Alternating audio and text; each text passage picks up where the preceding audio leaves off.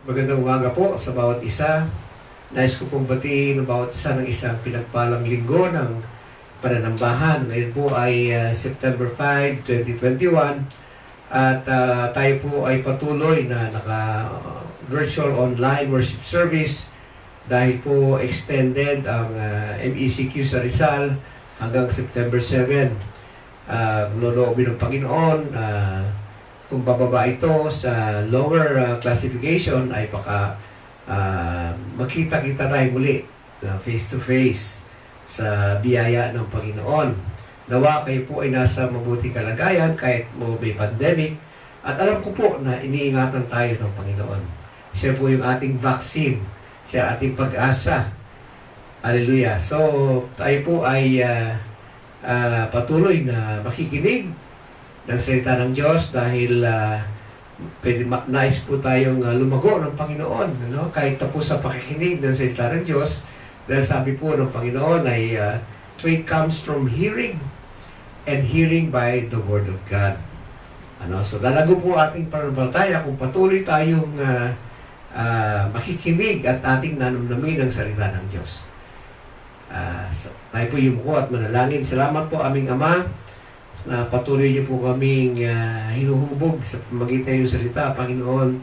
Ihanda po niyo puso't isipan ng bawat isa sa aming pakikinig na yung salita. Nawa magkaroon to ng rema, Panginoon, ng power sa aming buhay upang ito po ay aming maipamuhay. Tulungan niyo po kami, Banal na Espiritu, na magkaroon ng kapangyarihan ng salitang ito, Panginoon, at tumimo sa bawat puso at magkaroon po, Panginoon, ng malaking epekto sa aming pamumuhay, spiritually, physically, emotionally, and even materially, Panginoon. Dahil nandito lahat ang inyong pangako sa iyong salita. Salamat, O Diyos. Mangusap po kayong sa aming bawat isa at tumimo po ang iyong salita hanggang sa kailaliman ng aming puso. At ito po ay, Panginoon, madinig namin, Panginoon, ang inyong tinig at ito po ay aming masunod sa iyong biyaya. Salamat o Diyos. Ito po yung aming samot dalangin sa pangalan ni Jesus. Hallelujah. So ang ating pong topic ngayong umaga ay siguro sabihin ng iba ay napakahirap na topic, ano? At marami ay hindi gusto ang topic ito. But then, kailangan po nating malaman ito for us to be prepared for the coming days. Ang title po ay Understanding Persecution. Bakit nga ba pinapersecute ang mga mananampalataya ng Panginoong Hesus, ano? Ang kanyang mga disciples. Ito yata ang mga born-again Christians, mga disciples ni Lord, ang ang grupong kinapupuotan, no, ng sanlibutan kung ikukumpara po sa maraming relihiyon, ano? Bakit kaya sila galit na galit sa maraming Kristiyano? Alam niyo po, noong ako ay nakakilala sa Panginoon, ako po ay nagalak talaga, no? Dahil nakikita ko binabago ng Panginoon yung aking buhay, na nawala yung aking mga bisyo, ano? At maganda po ang impact ng siyempre po sa ating pananampalataya, binibigyan po tayo ng buhay na walang hanggan at buhay na kasiya-siya. So, naging maganda po ang impact ng salita ng Diyos sa aking buhay. Ngunit napansin ko po, no, habang tumatagal ay para yatang nagagalit na yata sa akin yung mga dati kong kaibigan at para bang nalalamig na sila sa akin, especially kapag niyaya nila ako na doon sa dating gawin, dating kalayawan ay tumatanggi na po ako. Nagkakaroon kami ng pagtatalo kung bakit ako nagpunta riyan, bakit ganoon, bakit umiwalay na ako sa kanila. And even yung akin pong mga ibang kamag-anak, medyo nanlamig, no, sa aking pakaramdam, sa pakikitungo ko sa akin, nila sa akin. At isa lamang po ang dahilan, ito po ay dahil hindi na ako nila kaisa nag-iba na raw ako ng relihiyon. At, nagkaroon po ako ng katanungan sa kanila, no? At tinanong ko, hindi ba kayo natutuwa na ako ay nabago na ng Panginoon, na wala na aking mga bisyo, hindi na ako naging konsumisyon sa aking mga magulang, at nakalaya na ako sa kasalanan. Di ba kayo natutuwa? Ngunit wala po silang maisagot sa aking katanungan na yun, hindi na po bago ang pag-uusig. No, kahit po noong Old Testament at New Testament ay ang mga mananampalataya ng Panginoon ay kinukutya, pinapersecute, pinapahirapan, pinapakulong, at pinapapatay pa mismo ng mga religious leaders. Kahit sila po ay namumuhay ng matuwid at sila po kahit sila ay nasa katotohanan. At hanggang ngayon, bakit kaya inuusig ang mga born-again Christians kahit nakikita nila na kapag may kalamidad, ang mga Kristiyano ay kaagad tumutulong doon sa mga tao ng mga nasa salanta. Sila yung namamahala ng mga bayampunan, kumakalinga sa mga street children, yung mga homeless, tumutulong sa mga disabled, at sa mga medical missions na involved po ang ating church. Dati, yung mga pagbibigay po ng mga relief goods, mga regalo. So marami po pong mabubuting bagay, lalong-lalo na po sa paghahayag ng salita ng Diyos. Ito po ating layunin bilang mga mananampalataya ay upang magkaroon ng kaligtasan ang mga wala pa sa Panginoon. Upang sila po ay hindi mapunta sa kapahamakan, sa impyerno. So, atin pong pinapangaral ang salita ng Diyos. So, napakarami pong kabutihan, aking po nakita na ginagawa ng maraming Kristiyano. And yet, bakit sila pa ay pinapersecute ng maraming tao? Ginagawa ng gobyerno ang maraming efforts, programa upang masugpo ang krimen. At kinukulong nila ang mga sabihin natin mga kriminal, pinaparusahan, hoping na sa kanilang paglaya ay mababago ang kanilang mga buhay, But then, nakita natin maraming lumaya, hindi nagbago, patuloy doon sa kasalanan, patuloy sa kasamaan, at iba pa po ay naging malala pa. Samantala, pinapasara nila yung mga gobyerno na laban sa kay Kristo, pinapasara nila yung mga simbahan, pinapersecute ang mga Kristiyano, at pinapatigil ang mga worship services, sinusunog ang kanilang mga Biblia. At samantalang itong mga churches na ito, sila ay kumakalinga doon sa mga ex-convict, doon sa mga drug addicts, doon sa mga dating masasama ang buhay. Tinutulungan sila ng mga hindi kilalang Kristiyano.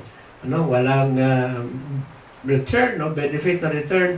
Nagtatsaga upang sila ay alalayan, bibigay ng spiritual counsel, para matulungan ng ang marami, but then inuusig pa rin. Bakit kaya inuusig ang mga alagad ng Panginoong Hesus at sila po ay kinapupuutan pa? Mahirap po intindihin bakit in spite of doing good ay inuusig pa ang mga Kristiyano.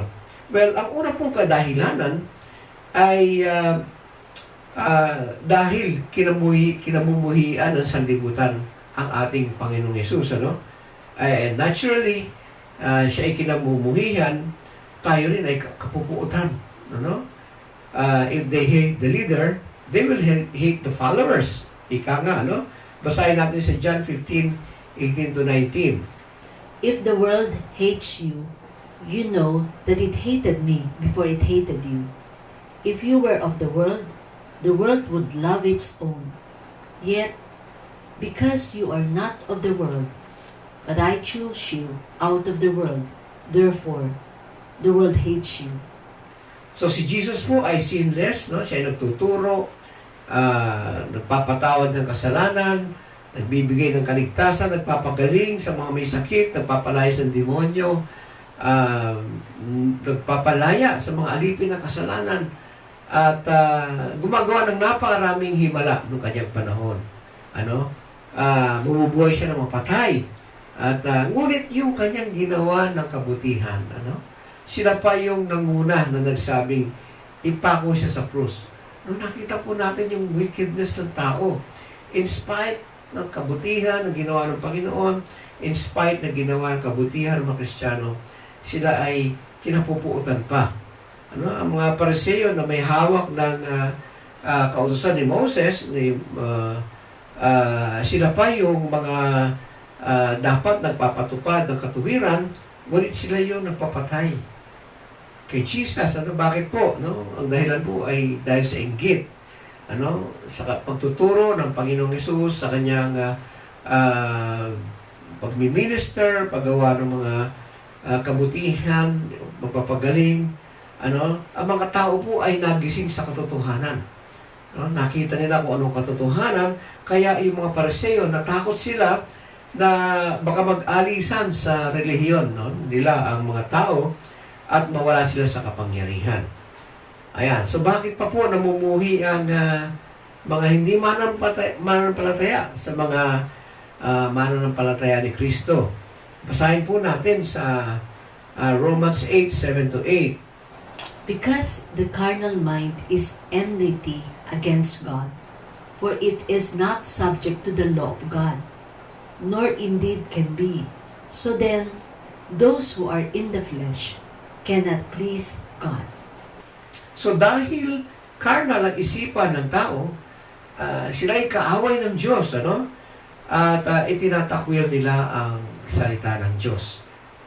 Because of the carnal mind, dahil ang salita ng Diyos, ini-expose nito ang motibo ng puso.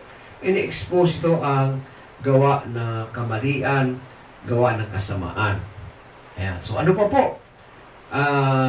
Ano pa po ang dahilan kung bakit kinapuputan nila ang mga namumuhay sa katuwiran ng mga Kristiyano?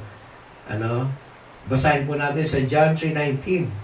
And this is the condemnation, that the light has come into the world, and men love darkness rather than light, because their deeds were evil. So ayan po, mas mahal nila ang kadiliman. Mas gusto nilang mamuhay sa kasalanan kaysa sa kaliwanagan. Ano pa po? Basahin po natin sa 2 Corinthians chapter 4 verse 3-4. But even if our gospel is veiled, it is veiled to those who are perishing, whose minds the God of this age has blinded, who do not believe, lest the light of the gospel of the glory of Christ, who is the image of God, should shine on them. Ayan, So dito, nakita natin na dahil po sila ay binulag ni Satanas. Hindi na makita yung katotohanan, kaya naandun po yung kasamaan. Wala sila sa katuwiran, wala sa tamang pamumuhay. Kaya po, nagagalit sila doon sa mga disipulo ng ating Panginoong Hesus. Therefore, huwag tayo magtaka. Dito po sa ating mga binasa ng mga dahilan kung bakit po sila napupuot sa kaliwanagan, sa mga pamumuhay ng Kristiyano, dahil po hindi nila maintindihan, kinamumuhian nila ang mga palataya dahil sa kasalanan na namumuhay sa kanila. Ayon. So, ang susunod po na tanong ay bakit hinahayaan ng Panginoon o ng Diyos na mangyari ito, ang persecution sa mga mananampalataya?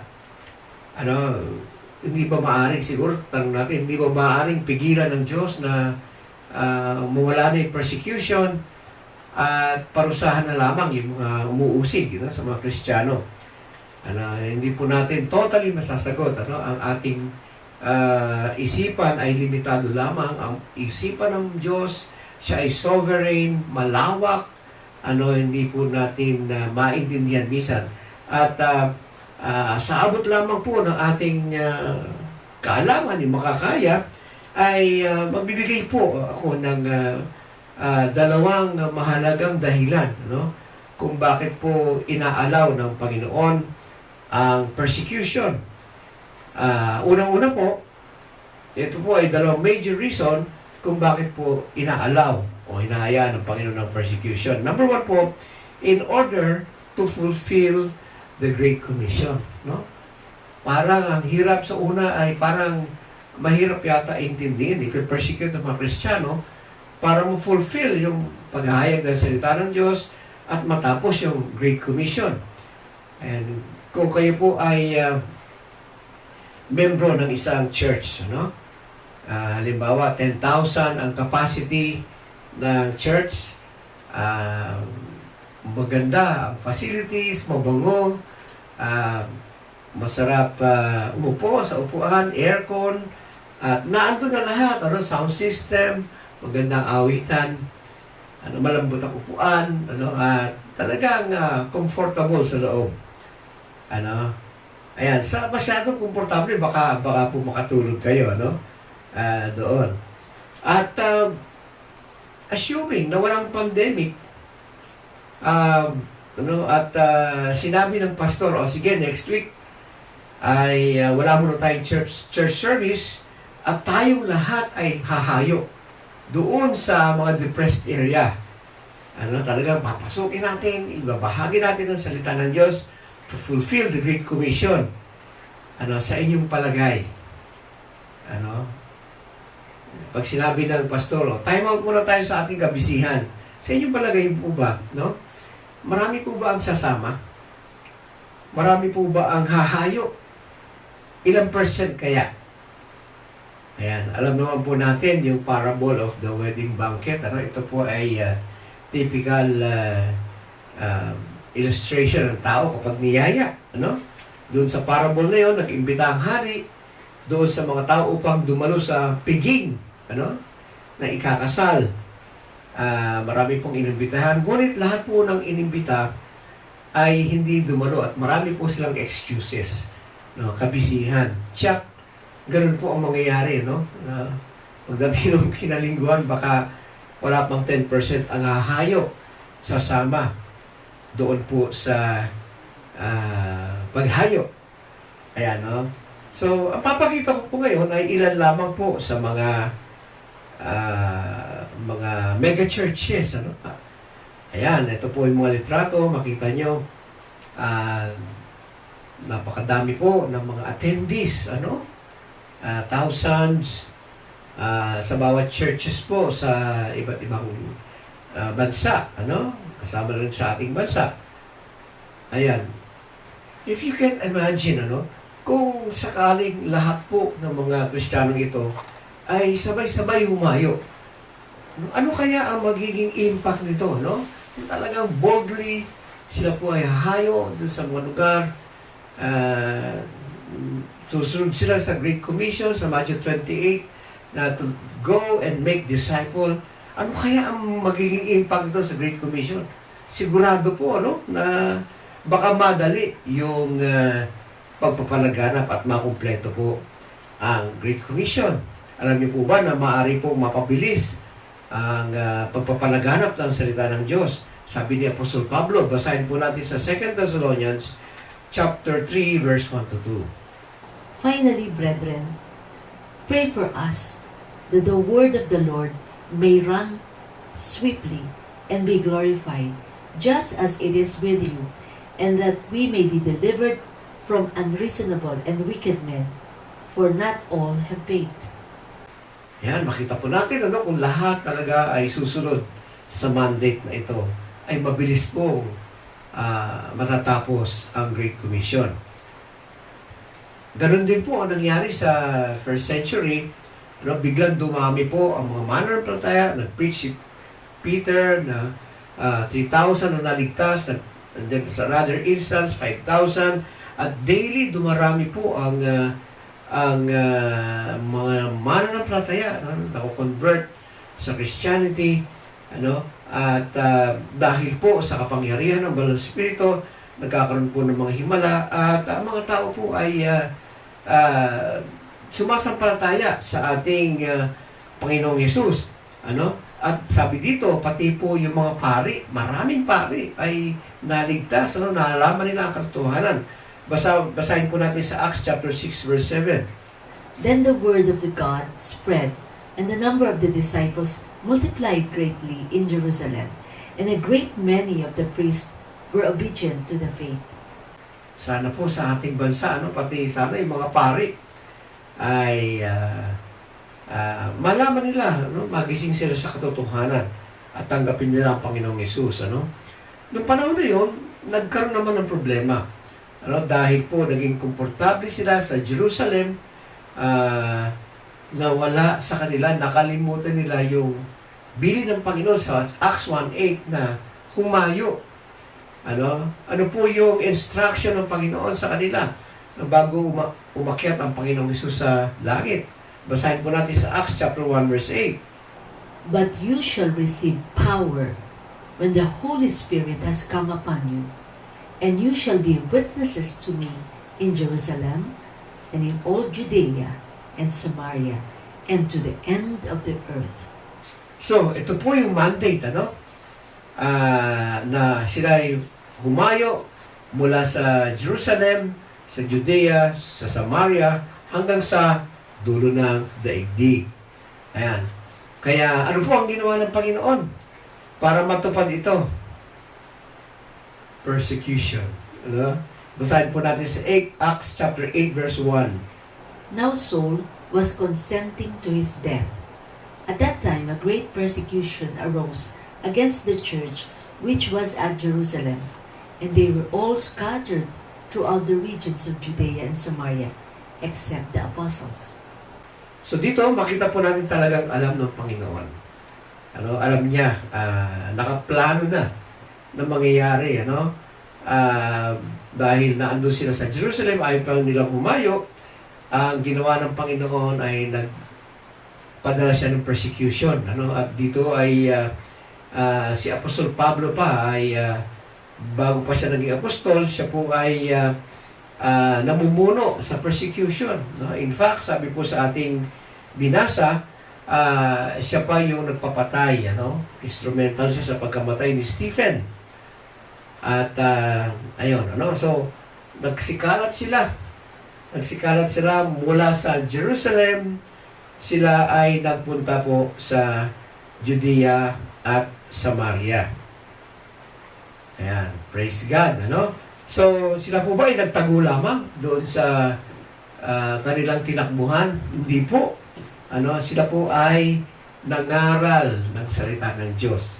Basahin natin ito sa Acts chapter 8 verse 3 to 4.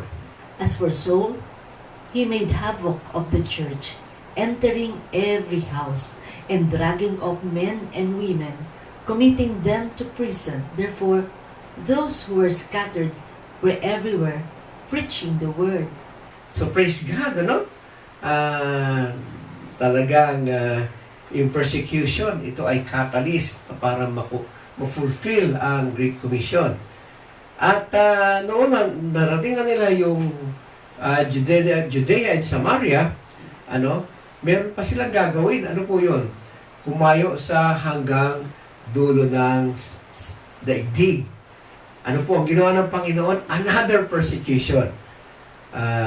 Basahin po natin sa Acts chapter 11 verse 19 to 21. Now, those who were scattered after the persecution that arose over Stephen traveled as far as Phoenicia, Cyprus, and Antioch, preaching the word to no one but the Jews only. But some of them were men from Cyprus and Cyrene, who, when they had come to Antioch, spoke to the Hellenists, preaching the Lord Jesus. And the hand of the Lord was with them, and a great number believed and turned to the Lord. So dito, yung paghayo hanggang sa dulo ng sanlibutan, ng dulo ng daigdig, ay napasa na yun. Mula sa mga naunang disipulo, tayo naman ang gaganap yung mga sumunod sa kanila, hanggang sa atin, tayo naman ang gumaganap hanggang maipagalaganap ang salita ng Diyos hanggang sa dulo ng daigdig. At sa aking pansin ngayon, mabilis na po ang paglaganap ng salita ng Diyos.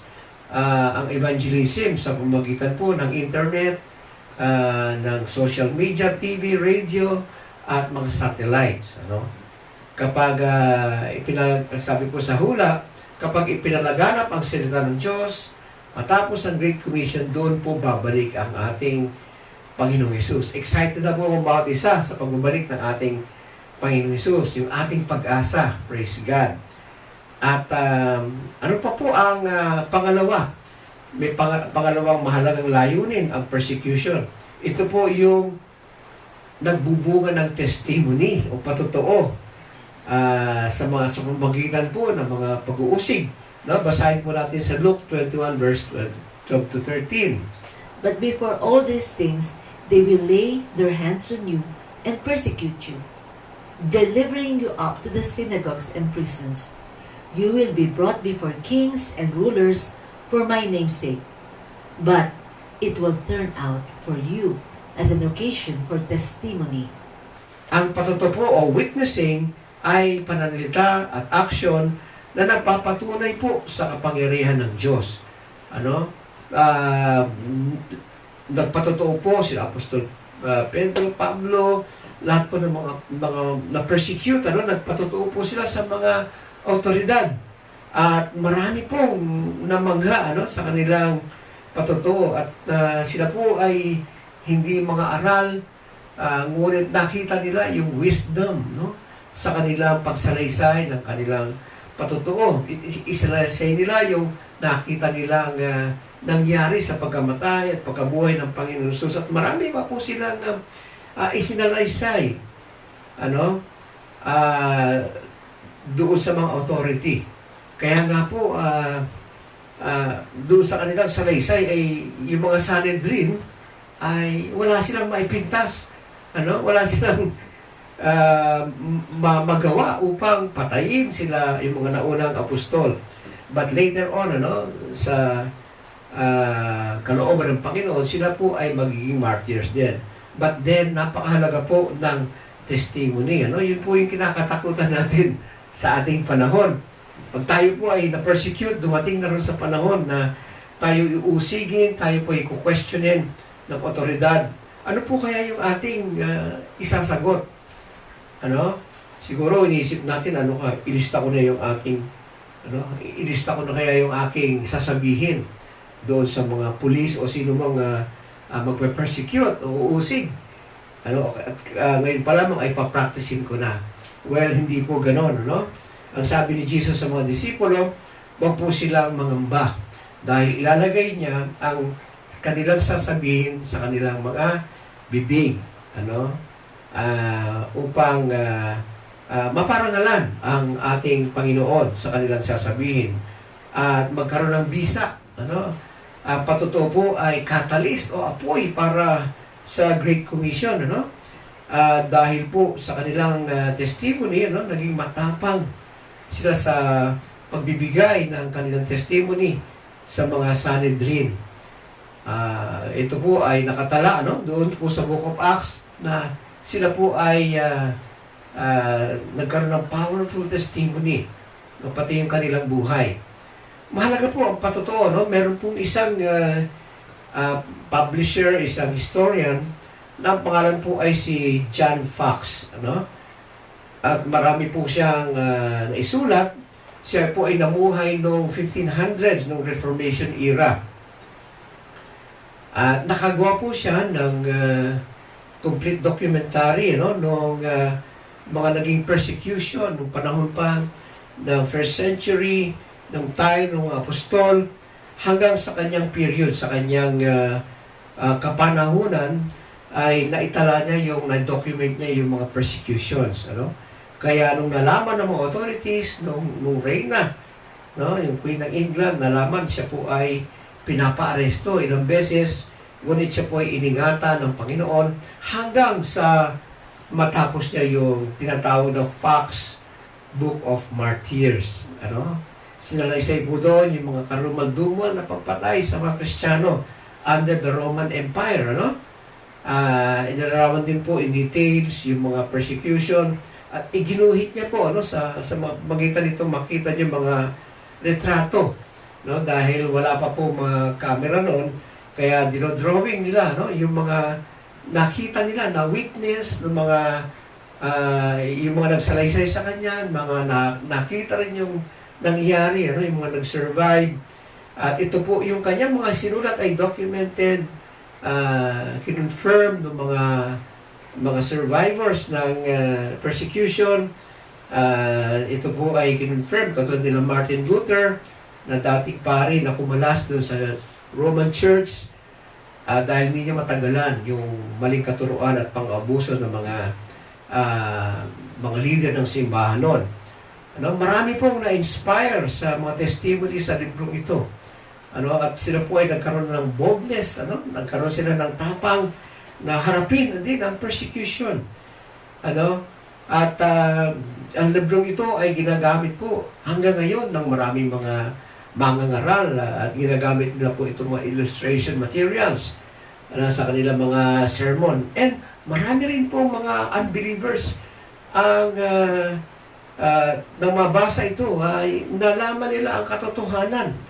Ano, namulat po sila sa katotohanan at sila po ay naging mananampalataya ng Panginoong Yesus dahil po nakita nila no yung kanupitan no, ng religion ng mga umusig sa kanila at nakita nila yung katapatan ng mga Kristiyano. Kahit na po sila ay i-persecute hanggang kamatayan, sila po ay tumupad faithfully no sa pagkatawag sa kanila sa Great Commission. Ang susunod na maaari nating maging katanungan ay ano ang mangyayari sa atin ngayon? Ano ba yung mga hula patungkol sa persecution? Na makita po dito niyo sa mapa ng Open Doors Ministry na ganito po kalawak na ang persecution sa buong mundo, kumpara ng mga unang panahon. Makita nyo rito na nakasaad dito yung mga lugar na nasa high level, ang persecution nasa very high level, at naandun po, at yung mga naandun sa extreme level. Talaga po matitindi ang dinaranas ng mga Kristiyano ngayon. Lalo na doon sa mga nakalagay dito ng mga extreme level, China, etc. No? And sooner or later, ang Amerika, iba pang democratic countries, ay susunod na rin doon sa one world government na uusig sa mga Kristiyano dahil sa kanilang pananampalataya. Na papansin pa natin sa ngayon pa lamang ay marami na silang restriction. Ang Amerika, may mga states na pinagbabawal ang street preaching, pinagbabawal ang Bible studies, itong yung baga sa silent persecution ito, and then later on mag-escalate po ito. Ayan, So, ang persecution po ay isa sa mangyayari doon sa tinatawag na tribulation bago po bumalik ang ating Panginoong Jesus. Basahin po natin sa Matthew 24 verse 9 to 10. Then they will deliver you up to tribulation and kill you, and you will be hated by all nations for my name's sake. And then many will be offended, will betray one another, and will hate one another. Sa ating binasa, yung Matthew 24 ay patungkol doon sa hinaharap, yung mangyayari pa, At dito ay sinasabi yung persecution ay magiging global dahil po sa salitang hated by all nations, hanggang maghari yung Antikristo. Dito po magiging sukdulan yung pag-uusig, yung persecution. At sabi po sa mga panahon na yon ay maraming tatalikod. Dahil sa paghihirap ng persecution, marami ang tatalikod sa pananampalataya. At dahil po sa kanilang daranasin, marami ang manlalamig at sila ay ipagkakanuno nila yung mga kapwa Kristiyano upang sila ay hindi patayin, brothers will betray brothers. At sinabi po sa Luke 21 verse 16, pati ang mga kamag-anak, ng mga mananampalataya ay pagkakanulo sila. You will be betrayed even by parents and brothers, relatives, and friends, and they will put some of you to death. No, grabe, biro nyo, kadugo at kaibigan ay ipapapatay sila dahil sa pagiging mananampalataya ni Kristo. Grabe po, no? At sabi po, ang mga Kristiyano ay parang magiging pusakal, no? Palipat-lipat, tinutugis, palipat-lipat ng lugar. Basahin po natin sa Matthew 10 verse 22 to 23. And you will be hated by all for my name's sake.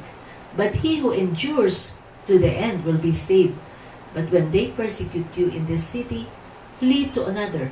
For assuredly I say to you, you will not have gone through the cities of Israel before the Son of Man comes. Ang mananatiling tapat hanggang wakas ay siyang maliligtas. Praise God, Kailan po kaya mangyayari ito? Basahin po natin sa Luke 21 verse 12. But before all these things, they will lay their hands on you and persecute you, delivering you up to the synagogues and prisons. You will be brought before kings and rulers for my name's sake. Yung sinasabi dito na all these things ay makikita natin sa previous verse, Luke 21 verse 9 to 11. But when you hear of wars and commotions, do not be terrified, for these things must come to pass first. But the end will not come immediately. Then he said to them, Nation will rise against nation, and kingdom against kingdom. And there will be great earthquakes in various places, and famine and pestilences, and there will be fearful sights and great signs from heaven. So therefore, sinasabi dito na mangyayari yung global persecution, bago mangyari yung mga birth pains, yung mga wars, rumors of wars, famine, earthquakes, lahat na po ng mga kagulungan na yun, bago mangyari yun, magkakaroon po ng global persecution. So sa atin pong nakikita, sa ngayon ay talagang malapit na ang pagdating nito. At sa ngayon ay mas matindi ang persecution noong time na mga first century. Ang umuusig ay mga Romano, yung mga religious leaders. At sabi po doon sa yung between 63 AD hanggang sa 1500s ay nasa around 50 million ang pinatay. But then, sabi po sa mga commentaries, itong mga 19th, 20th century ay higit pa ang mga pinatay ng mga Kristiyano. At ito po ay nag-escalate pa. Bakit po? Hindi lamang po mga religious leaders sa ngayon ang gumagawa ng persecution. Kasama po ang communists, mga Muslim radicals, extremists, Hindus, at iba po pong sektor na kaaway o laban kay Kristo. So sa ngayon, maliban po sa pagbabawal ng Biblia, ay binabago pa ang mga batas ng maraming bansa. Mga batas na legal, ngunit immoral, katulad po ng mga same-sex marriage, divorce and remarriage, polygamy, choosing your gender, abortion, persecution, at marami pa pong ibang illegal. So bilang mga Kristiyano, hindi po tayo susunod. Amen po ba, hindi po tayo sasang-ayon sa mga batas na yan. Dahil alam po natin ang katotohanan. At dahil dito po, tayo po ay maaaring kasuhan ng gobyerno ng mga umuusig dahil po sa hindi pagsunod sa mga batas na yan. Nangyayari po ito sa Amerika at ibang democratic countries. At maaaring tayo tagurian na mga rebelde kung mangyari ito sa ating bansa. At ang pinakasukdulan po na batas na ipapatupad ay yung sapilitan pong pagsamba sa halimaw o sa Antikristo at pagtanggap ng kanyang mark, yung kanyang 666, mark of the beast. At ang sino mang hindi sasamba sa halimaw at hindi tatanggap ng kanyang marka ay papatayin. Napakatindi ng batas na ito. Basahin po sa Revelation 13 verse 15 to 16. He was granted power to give breath to the image of the beast that the image of the beast should both speak and cause as many as would not worship the image of the beast to be killed. He causes all, both small and great, rich and poor, free and slave, to receive a mark on their right hand or on their foreheads. So praise God, ano? Are we ready for persecution? Mga kapatid, meron pong isang talata na nakapagbigay po sa akin ng pansamantalang kalungkutan, no? Basahin po natin sa Revelation chapter 6 verse 9 to 11. When he opened the fifth seal, I saw under the altar the souls of those who have been slain for the word of God and for the testimony which they held. And they cried with a loud voice, saying, How long, O Lord, holy and true, until you judge and avenge our blood on those who dwell on the earth? Then a white robe was given to each of them, and it was said to them that they should rest a little while longer, until both the number of their fellow servants and their brethren who would be killed as they were was completed. Nung binabasa ko po ito, sabi po, nakita ko po dito na sila ay nasa langit, nasa ilalim ng trono ng Diyos, at sa senaryong ito sila po ay nag-iiyakan, kanilang mga kaluluwa ay nag-iiyakan doon sa ilalim ng altar, humihingi po sila ng paghihiganti, Inihiling na sa Diyos na ipaghiganti sila doon sa mga umusig at pumatay sa kanila, para silang pagod na pagod. Kaya nga po sabi ng Panginoon dito ay kayo ay mamahinga muna hanggang makumpleto yung mga papatayin pa, yung magiging mga martyrs. Sa senaryong ito parang magiging pakiramdam natin, parang talunan sila, parang naging failure ang Great Commission. Parang nanalo sila, Satanas, Antikristo, ang bulaang propeta at lahat ng mga umuusig. Dapat po sana nasa langit na sila ay nagtatalunan sa kagalakan at sila po ay nagbubunyi. But then dito po, ang senaryong ito sa ating binasa ay parang napakalungkot nila, humingi sila ng hustisya. So sa mga susunod na verses ay darating na yung rapture, At dito sa rapture ay bibigyan na po sila ng glorified bodies at sila po ay magkaroon kagalakan. Basahin po natin sa Revelation chapter 7 verse 9 to 12. After these things I looked, and behold, a great multitude which no one could number, of all nations, tribes, peoples, and tongues, standing before the throne and before the Lamb, clothed with white robes, with palm branches in their hands, and crying out with a loud voice, saying, Salvation belongs to our God, who sits on the throne, and to the Lamb. All the angels stood around the throne, and elders and the four living creatures, and fell on their faces before the throne, and worshiped God, saying, Amen. Blessing and glory and wisdom, thanksgiving and honor and power and might be to our God, forever and ever. Amen. Ayan, ito po yung senaryo, na nakita rito, nakita ni John yung ay hindi mabilang, hindi mabilang na mga tao mula sa iba't ibang bansa. Hindi sila nag-iiyakan kundi sila po ay may hawak ng mga palaspas o palm branches na simbolo ng pagsisiya, pagkagalak. Katulad po na nangyari nung si Jesus ay pumasok sa Jerusalem, ang mga tao may hawak ng palm branches, winawagay-way nila, sila ay nagkakasiyahan, at sila ay tinanghal nila si Jesus bilang hari ng mga Hudyo. Sa senaryo ito, makita po natin, ito ay nasa eternity na, nasa forever. Dahil po dito sa verse 12. Ayan, praise the Lord, So, dito, tuloy po natin, habang nasa vision si John, nagtanong sa kanya isa doon sa mga 24 elders sa langit. Basahin po natin sa Revelation 7 verse 13. Then one of the elders answered, saying to me, Who are these, arrayed in white robes, and where did they come from? Then, yung elder din ang sumagot sa kanyang tanong, Basahin naman natin sa Revelation 7 verse 14 to 17. And I said to him, Sir, you know And he said to me, These are the ones who come out of the great tribulation and washed their robes and made them white in the blood of the Lamb. Therefore, they are before the throne of God and serve him day and night in his temple.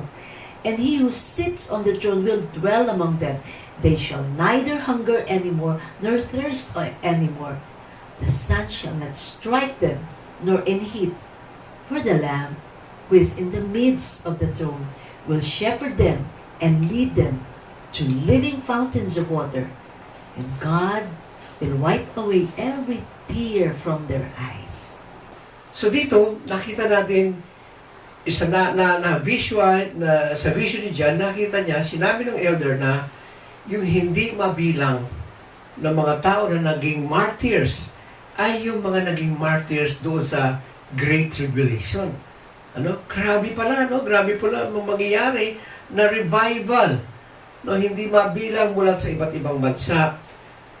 Sila po yung mga hindi tumanggap nung 666, nung Mark, hindi po nila minahal ang kanilang buhay, hindi nila tinatuwa ang Panginoong Yesus, kaya po sila ay minurder, sila ay minassacre, sila ay pinatay ng Antikristo. So makita po natin, yung greatest revival pala, hindi doon sa mga evangelistic crusade, kundi dito po, sa Great Tribulation. Nagkaroon napakarami pong martyrs na hindi mabilang, Ayan. So nabigo po ba ang Great Commission? Hindi po, nakumpleto ang bilang ng mga tinawag, pinili at mga naging tapat ng iligtas ng Diyos, na kanyang itinalaga na bago pa nilikha ang daigdig. Ito po ay ayon sa Romans 8:29. Sila po yung mga pangalan ay nakatala sa aklat ng buhay. So, ang ating pangalan po ba ay nakatala na sa aklat ng buhay? Are we ready for persecution? Kung sakaling mangyaring ito,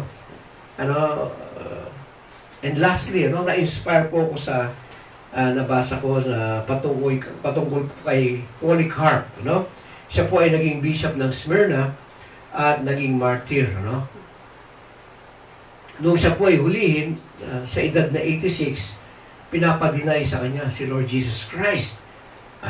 Ngunit ito po ang kanyang sinagot, Sabi niya, 86 have I served him and he has done me no wrong. How can I blaspheme my King and Savior? Na-touch po ako sa kanyang sinabi. Pagkatapos niyang sabihin yan, kung saan siya kanyang kinalalagyan, sinalaban po siya ng apoy, ng napakaraming apoy hanggang siya po ay matusta at mamatay.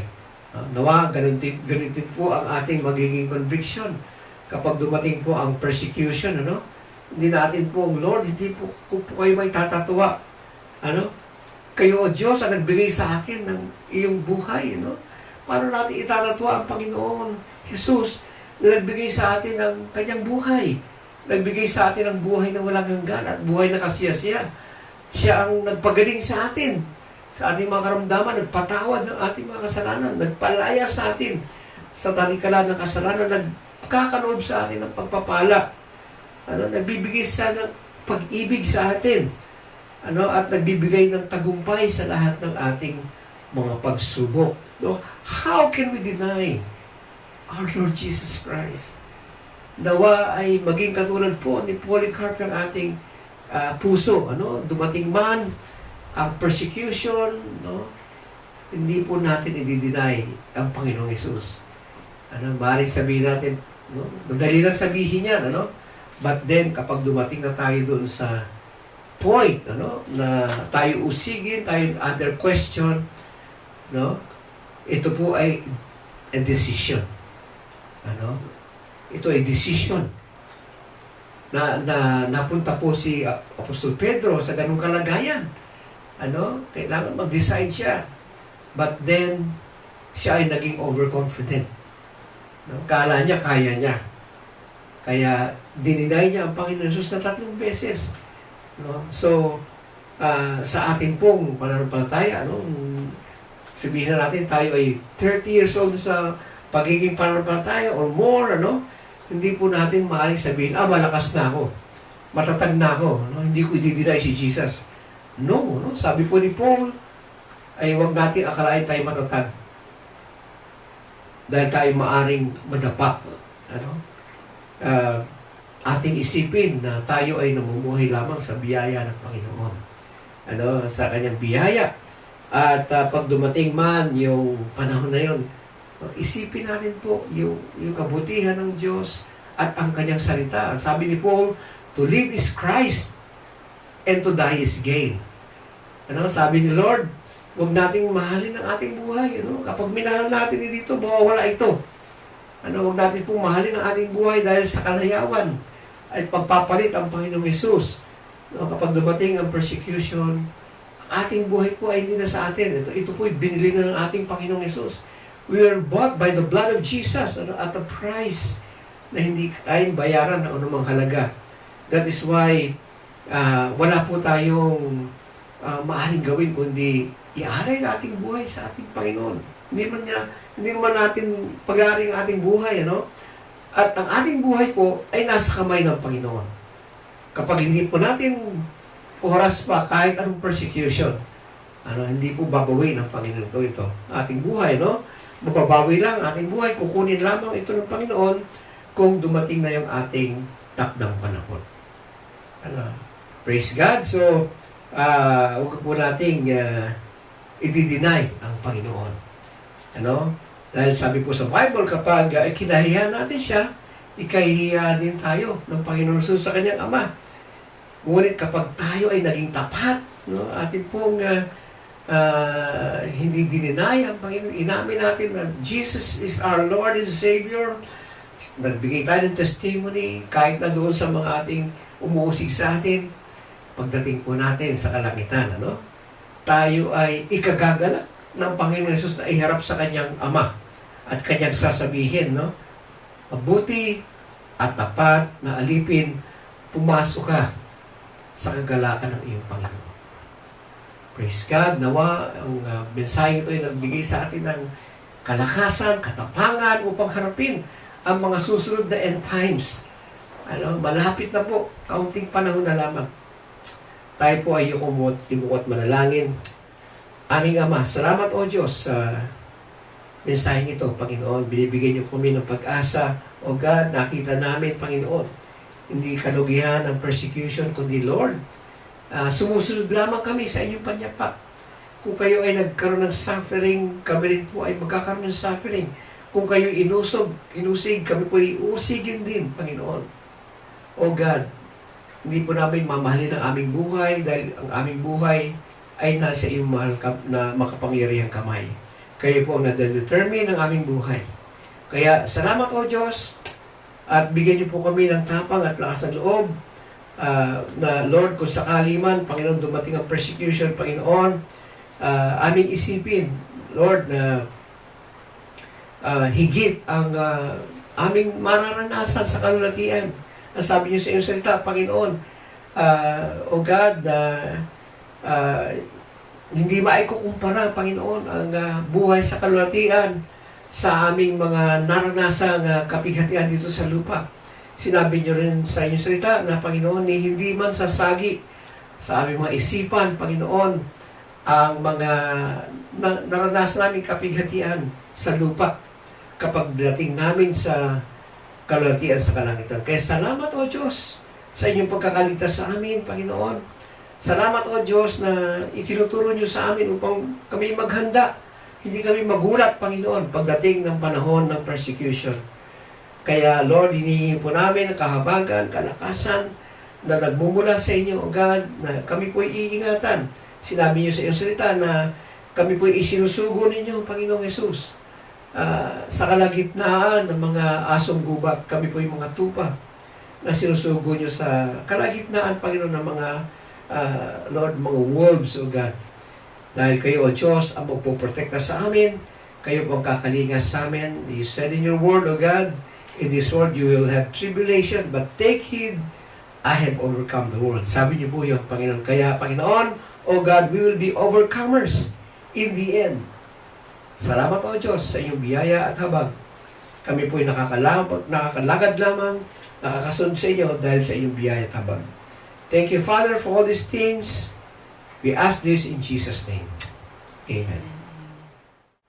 Purihin po ang ating Panginoon. Ngayon naman po ay darako tayo sa ating communion. Kahit po ating dinaraos ito ng kada first Sunday of the month, sa maraming taon na, no? Hindi pa rin po ako nagsasawa sa pagdaraos, pag-administer ng communion. Bakit po, Ang aking pakiramdam pagkatapos po ng communion, para po akong nare-refresh, para po akong na-overhaul na bagong refreshment ng Banal na Espiritu sa kanyang pananahan sa atin at sa pagpapatawad ng ating mga kasalanan. Ang sabi po ng Panginoong Hesus through Paul na ito po ay dapat natin alalahanin palagi dahil ito po ang nagbigay sa atin ng ang kamatayan. Ang kamatayan ng Panginoong Hesus ay dapat nating alalahanin dahil ito po ang nagbigay sa atin ng kaligtasan. Ang sabi po sa 1 Corinthians chapter 11 verse 24 to 26, ito ang aking katawan na inahandog ko para sa inyo. Gawin ninyo ito bilang pag-aalala sa akin. Gayon din naman, matapos maghapunan ay hinawakan niya ang saro at sinabi, ang sarong ito, ang bagong tipan na nagpapatibay ng aking dugo. Tuwing iinumin niyo ito, gawin ninyo ito bilang pagpapaalala sa akin. Sapagkat tuwing kakain kayo ng tinapay at iinom nitong sarong ito, ipinapahayag ninyo ang kamatayan ng Panginoon hanggang sa muling pagparito niya. Praise God. So dito po ay pagpapaalala natin sa kamatayan ng ating Panginoong Hesus. At sabi po sa Banal na Kasulatan, nagkukomunyon tayo habang nandito tayo sa lupa. Ngunit darating po ang panahon kapag nakasama natin ang Panginoon doon sa banal na piging. Tayo po ay magkukomunyon, hindi po sa pamamagitan nito, kundi talagang lavish ang banquet na yun, ang wedding banquet. Sinabi po sa Matthew 26 verse 29, sinasabi ko sa inyo na hindi na ako iinom nitong alak na mula sa ubas hanggang sa araw ng bagong alak at inumin, kasalo ko kayo sa kaharian ng aking Ama. So hindi ko po alam kung anong klaseng alak yun, but bagong alak, At of course, it is a wedding banquet, grand celebration. So sabi pa doon ay ang Panginoong Hesus mismo ang maglilingkod sa atin, magse-serve. Praise God. So tayo po dapat maging excited doon sa communion na yon, sa wedding banquet. Kasama natin ang Panginoon face to face. Hindi na po dito sa tinapay at grape juice. So bago po natin tagapin ito, may paalala, may warning ang Panginoon sa 1 Corinthians chapter 11 verse 27 to 30. Ang sabi po dito, ang sino mang kumakain ng tinapay at umiinom ng saro ng Panginoon na di nararapat ay nagkakasala sa katawan at dugo ng Panginoon. Kaya dapat siya sa atin ng tao ang kanyang sarili bago kumain ng tinapay at uminom ng saro. Sapagkat ang sino mang kumakain at umiinom ng hindi pinapahalagahan ang katawan ng Panginoon ay kumakain at umiinom ng hatol sa kanyang sarili. Ito ang dahilan kung bakit may hina at masasakitin ang marami sa inyo at may ilan na namatay na. So, hindi po natin maaaring tanggapin ang Santa Cena kung meron po tayong tinatago pang kasalanan. Hindi pa niko-confess, hindi pa natin na isusuko sa Panginoon, hindi pa napapatawad.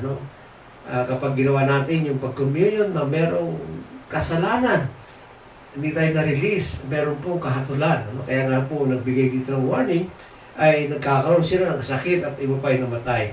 So it is a grave warning para sa atin. So bago tayo mag-take ng communion, sa mga oras na ito, tayo po ay yumuko at manalangin. Tayo po ay humingi ng tawad. Hindi po maaring ihingi ko kayo ng tawad. Kayo po mga nanonood, kayo mismo ang humingi ng tawad sa Panginoon, makipag-ayos kayo.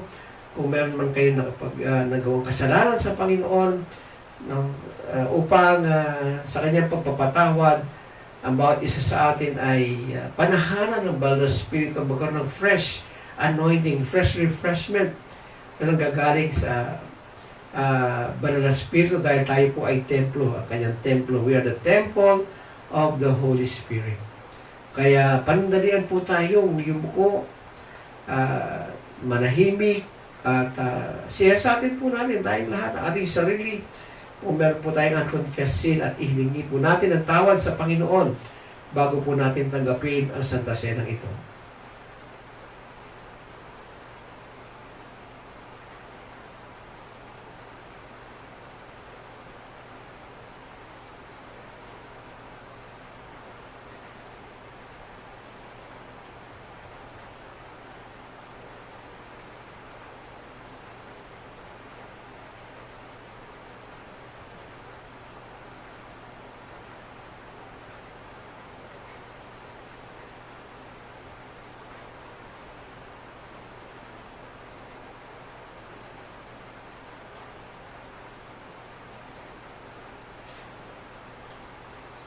Salamat po aming Ama na inyong pinakinggan ang aming mga panaghoy, ang aming paghingi ng kapatawaran sa aming mga kasalanan. O God, nasabi niyo po Panginoon sa iyong salita na, Lord, if we confess our sins, you're faithful and just to forgive us our sins and cleanse us from all our unrighteousness. Sinabi niyo rin, Panginoon, kapag nilinis niyo kami, Panginoon, ito ay inyong kinakalimutan. Panginoon, no offense na kami.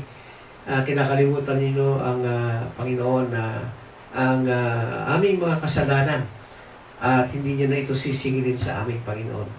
Dahil ito'y nahugasan na inyong banal na dugo. Kaya salamat o Diyos, Panginoon, sa inyong muling pagkalinga sa amin, sa aming pagpapatawad, sa aming mga kasalanan.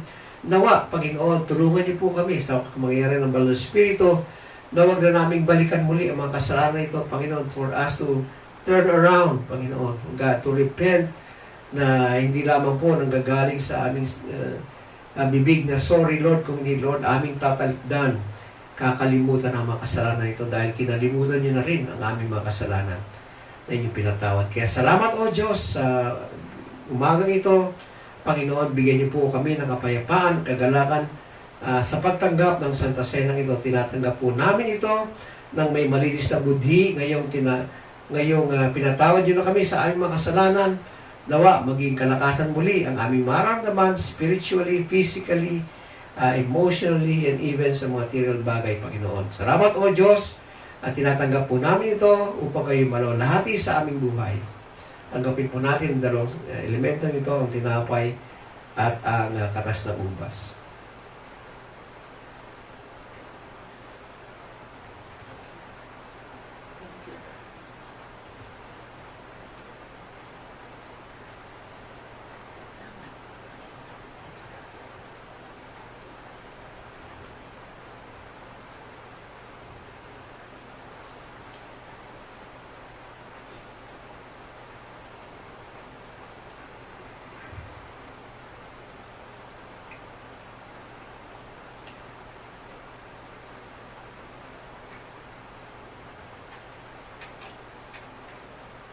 So, purihin po ang Panginoon. Nawa ang bawat isa ay kinalugdan ng Panginoon. Dahil tayo nilinis ng Panginoon, para makikita ang Ama, anumang bahid ng kasalanan, dahil ito po ay tinakpan ng banal na dugo ng ating Panginoon Jesus. Kaya po ang bawat isa ay wish na sa ating pagtatapos, pagpalain kayo ng Panginoon. The Lord bless you and keep you and make His face shine upon you, and may His countenance be upon you, and be gracious to you, and give you peace. Salamat, O Diyos, nawa ang bawat isa ay inyong panatiliin, Panginoon, ang inyong mukha sa amin, upang maging kalugod-lugod kami sa inyong muling pagbabalik. Salamat, O Diyos, we ask this in the mighty name of Jesus we pray. Amen.